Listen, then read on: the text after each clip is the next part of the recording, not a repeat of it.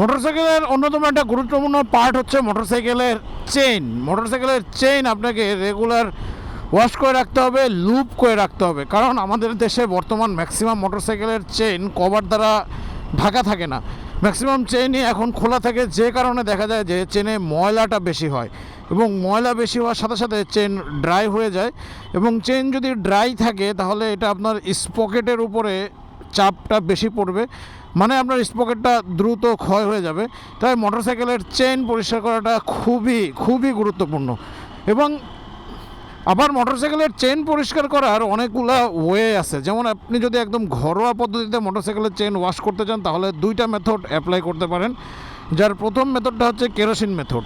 মানে আপনি প্রথমে আপনার মোটরসাইকেলটা ডবল স্ট্যান্ডের উপরে দিবেন, ডবল স্ট্যান্ডের উপর দিয়ে ভালো মতো কেরোসিন দিয়ে, মানে মোটরসাইকেলটা ফার্স্ট গিয়ারে দিয়ে পিছনের চাকাটা রানিং করবেন আস্তে আস্তে, এবং পুরো মোটরসাইকেলের চেনটাতে কেরোসিন দিবেন। কেরোসিন দিলে দেখা যায় মোটরসাইকেলের ময়লাগুলো অনেক হালকা হয়ে যাবে। তখন একটা শুকনা এবং পরিষ্কার কাপড় দিয়ে মোটরসাইকেলের চেনটা ভালো মতো পরিষ্কার করে ফেলবেন। এবং মোটরসাইকেলটা পরিষ্কার করার পরে মোটরসাইকেলের চেনটা পরিষ্কার করার পরে চেষ্টা করবেন বাইকটা একটু কিছুক্ষণ চালানোর, 10-15 মিনিট বাইকটা চালাবেন। চালানোর পরে এসে বাইকটা লুপ করে ফেলবেন। এটা একটা ওয়ে। আর চেনে যদি কেরোসিন দেওয়া হয় তাহলে আবার চেনের টেম্পারে প্রবলেম হতে পারে। যে কোনো আরেকটা ওয়ে হচ্ছে WD-40 ব্যবহার করা। আপনি WD-40 দিয়ে ইজিলি মোটরসাইকেলের চেনটা পরিষ্কার করতে পারবেন। ওহো, এটা অ্যাক্সিডেন্ট হয়ে গেছে।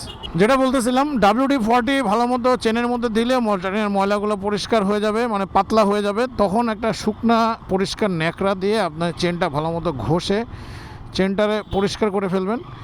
এবং চেনটা পরিষ্কার করার পরে চেনটাকে আবার লুপ করবেন। এখন কথা হচ্ছে মোটরসাইকেলের চেনে কী ধরনের লুব্রিকেন্ট ব্যবহার করবেন। বর্তমান সময়ে অনেক ধরনের স্প্রে পাওয়া যায়, মানে চেন লুব যেটাকে বলে। আপনারা চাইলে ওই স্প্রেগুলো ইউজ করতে পারেন। রিনোন কোম্পানির কিছু স্প্রে আছে, মানে চেন লুব আছে, যেগুলো স্প্রে করে দিলে আপনার চেনের মানে কাজ হয়ে যাবে, চেন ভালো মতো লুব হয়ে যাবে।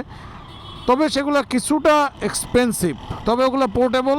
আপনি একটা স্প্রে বোতল যখন আপনি ট্যুরে বের হবেন আপনার সাথে করে নিয়ে বের হইতে পারেন, সেটা আপনার ফুল ট্যুর কভার করবে। আর বিশেষ করে আমরা মোটরসাইকেল নিয়ে হিলে রাইড করি বেশি, হিলে চেন বেশি ড্রাই হয়ে যায়। তখন যদি আপনি একটা নির্দিষ্ট কিলোমিটার পর পর চেনটা লুপ করে নেন তাহলে সেটা বেটার। আর যদি আপনি আপনাদের ভাইয়ের মতো একটু সাশ্রয়ী চিন্তা ভাবনা করেন তাহলে যেটা করবেন, 300 টাকা দিয়ে 1 লিটার একটা গিয়ার অয়েল কিনবেন।